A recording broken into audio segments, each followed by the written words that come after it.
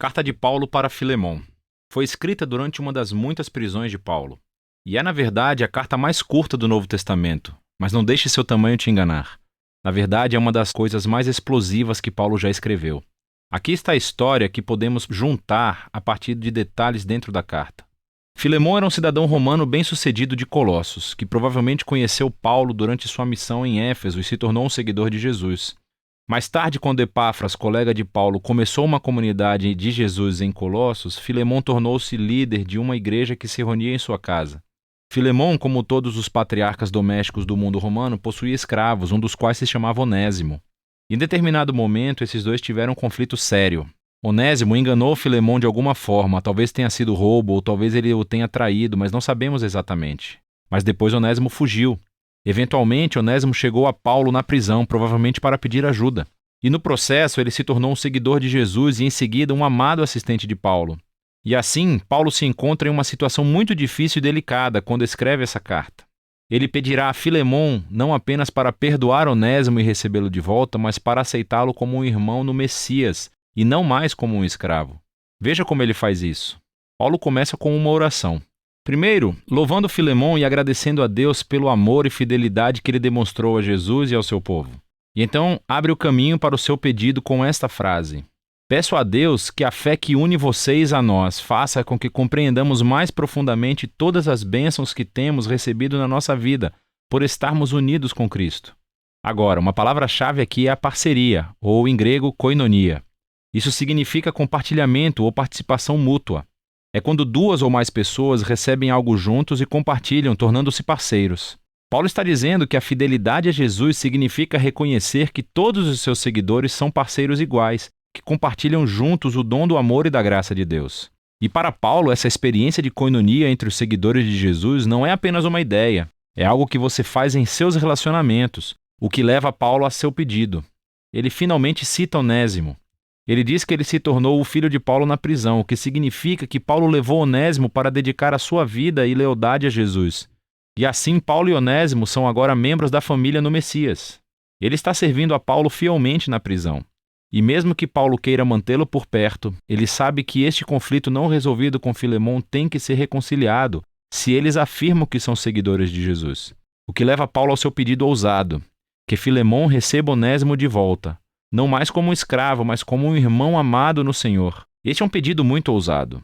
Sob a lei romana, Filemon tinha todo o direito legal de punir ou mandar prender Onésimo. E Paulo não está apenas pedindo-lhe para perdoar Onésimo, mas para receber de volta seu ex-escravo em Colossos como um igual social, como um membro da família. Isso é muito mais do que gentileza, isso é inédito.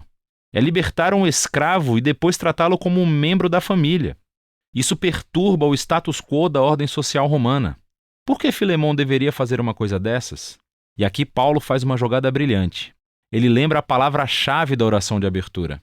Ele diz, se você realmente é meu parceiro, é aquela palavra grega koinonia novamente. Então receberá Onésimo como se ele fosse eu.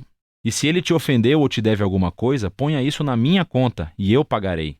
Nesse pedido, vemos o coração da mensagem do Evangelho de Paulo sendo encenado. Antes de mais nada, é sobre reconciliação. É como ele disse aos Coríntios. Em Cristo, Deus estava reconciliando o mundo consigo mesmo, sem contar os pecados das pessoas contra ele. Então, nessa situação, Paulo está se colocando no lugar de Jesus. Ele absorverá as consequências do erro de Onésimo. Ele pagará qualquer custo para poder se reconciliar com Filemon. Mas a mensagem de Paulo era mais do que um negócio legal. É também sobre koinonia. Onésimo, Filemon e Paulo são todos iguais perante Deus. Todos compartilham a mesma necessidade de perdão. E assim, diante da cruz, todos são iguais, o que significa que Filemon e Onésimo não podem mais se relacionar como mestre e escravo. Eles são membros da família, eles são irmãos em Cristo. Ou, como Paulo disse a Filemon e a toda a igreja de Colossos, na nova família de Deus, as pessoas não são gregas ou judias, nem circuncisas ou incircuncisas, nem estrangeiras ou bárbaras, escravas ou livres, mas Cristo é tudo e está em todos. Paulo encerra a carta afirmando a sua confiança de que Filemon fará mais do que o pedido de Paulo. E ele pede para que prepare um quarto de hóspedes, porque quer visitá-lo assim que sair da prisão. E então, com algumas saudações finais, Paulo encerra a carta. A carta de Paulo para Filemon é poderosa por muitas razões. É a única carta em que Paulo não menciona explicitamente a morte ou ressurreição de Jesus. Isso não é um descuido. Ele não precisa explicar a cruz com palavras porque está demonstrando isso através de suas ações. Paulo está incorporando aqui o significado da cruz.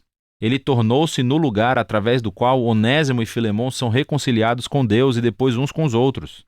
Essa carta também nos mostra que as implicações das boas novas sobre Jesus são extremamente pessoais e nunca privadas. O fato de Filemão e Onésimo serem agora irmãos em Cristo faz com que o seu relacionamento de senhor e escravo seja totalmente irrelevante. A família do povo de Jesus é o lugar onde todos são beneficiários da graça de Deus. É um novo tipo de sociedade, ou uma nova humanidade, como ele a chama na carta aos Colossenses, onde o valor e o status social das pessoas não é definido por raça, gênero, classe social ou econômica. Em Cristo há simplesmente novos seres humanos que são iguais, que compartilham juntos a misericórdia de cura de Deus através de Jesus. E é disso que se trata a carta de Paulo a Filemão.